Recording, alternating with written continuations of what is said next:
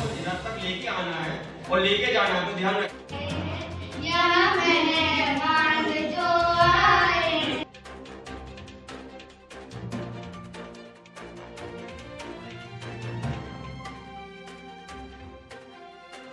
जी, पहले तो आप लोगों का बहुत बहुत आभार कि आप लोगों ने यहाँ पे जो अपना कीमती समय दिया।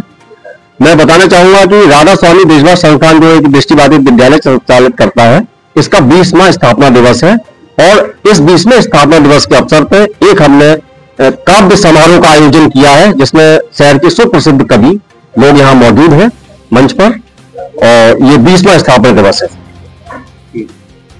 क्या कहना? जी, मेरा नाम राकेश कबीर, मैं इस संस्थान का अध्यक्ष पद पर पदाधिकारी हूँ और मेरी पूरी टीम आज है इस अवसर पर। और मैं ये 20वें अपने स्थापना दिवस समारोह पर कहना चाहता हूँ, आप सभी, पहले तो आप सभी को बधाइयाँ और स्वीकार करें हमारी तरफ से आपका स्वागत। और हमारा मैसेज ये है कि आप सभी पत्रकार बंधु, हमारे यहाँ के लोग हमारा सहयोग करें और हमारी संस्था का नाम करें, मतलब बताएं कि हमारी संस्था में क्या कार्य हो रहा है। 20 वर्षों में हमारी संस्थान ने बच्चों को पढ़ा के, हमने नई बिल्डिंग बनाई है, सारे विकास किए हैं, बच्चों को स्वावलंबी बनाने के लिए हमने 22 बच्चों को अभी हम सरकारी नौकरी में हम लोग भेज पाए, हमारी टीम ने। ये बातें आप कहिए और हमारे यहाँ क्या हो रहा है संस्थान के आगरा शहर के वासियों को कहिए, वो वहाँ विजिट करें और हमें सुझाव दे, सजेशन दे, जिससे हम और अच्छा कर सकें। हमें आप सबके सहयोग की बहुत आवश्यकता है। सरकार की तरफ से क्या क्या? सरकार की तरफ से अभी हमें आर्थिक कोई सहयोग नहीं मिला है। एक जमीन नगर निगम द्वारा हमें अलॉट की गई थी, वो भी सरकार मतलब नहीं मिल पा रही। यहाँ के अधिकारियों की मंशा के हम चक्कर काट रहे हैं, लेकिन नहीं मिल पा रही। लेकिन हमने अपने प्रयास छोड़े नहीं है, अगर नहीं मिलेगी तब भी हम एक भव्य बिल्डिंग। संस्थान को अभी योगी जी ने एक अवार्ड भी दिया था, क्या योगी जी इस बारे में कोई बात हुई थी? हाँ, संस्थान को अवार्ड तो मिला है, और लेकिन हम इसके लिए बहुत सरकार के और योगी जी के बहुत आभारी भी हैं कि हमने काम किया और उसका हमें पुरस्कार भी मिला। लेकिन उसके बाद फिर कभी संस्थान की तरफ कोई भी जिले का अधिकारी या मंत्रीगण या हमारे यहाँ के शहर के बहुत बड़े बड़े पद, माननीय विधायक जी, सांसद जी, कभी किसी ने हमारे पर विचार नहीं किया कि इनको और कोई आवश्यकता है।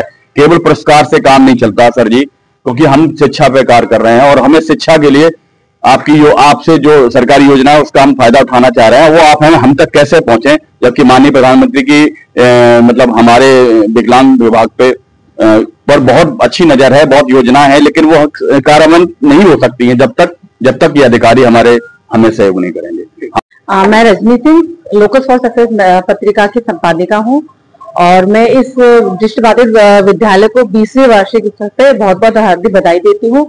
पर मैं यही कहना चाहूंगी कि हमें इन लोगों को सिखाना नहीं है, जबकि हमारे समाज को इन लोगों से सीखना चाहिए। वो इसलिए कि हम लोग जरा सी परेशानियों में इतने परेशान हो जाते हैं कि हमें कुछ रास्ते नजर नहीं आते हैं, और इन लोगों को भगवान ने कितनी बड़ी कमी दी है, उसके बाद भी ये लोग हमें मोटिवेट करने लायक जिंदगी जी लेते हैं, जिसको हम कभी सोच भी नहीं सकते हैं। तो समाज को इन लोगों को पूरा सहयोग करना चाहिए और इनसे सीख लेनी चाहिए। Thank you ma'am. परिचय और आज जो 20वां स्थापना दिवस हो रहा है, क्या कहना? जी, मैं निशिराज, कवित्री, गायिका और शिक्षिका हूँ। आज राधा स्वामी दृष्टिबाधित इस विद्यालय का 20वां स्थापना दिवस है और मैं तो ये कहूंगी कि हेलन केलर एक बहुत प्रसिद्ध लेखिका हुई है। वो जन्मांध थी, बचपन से ही अंधी थी, लेकिन उनकी महसूस करने की जो क्षमता थी वो हम जैसे दृष्टिपूर्ण लोगों से कहीं आगे थी। वो हर चीज को फील करती थी, उसको स्पर्श के माध्यम से महसूस करती थी और जान लेती थी कि उसकी संरचना क्या है, कि किस प्रकार वो बना हुआ है।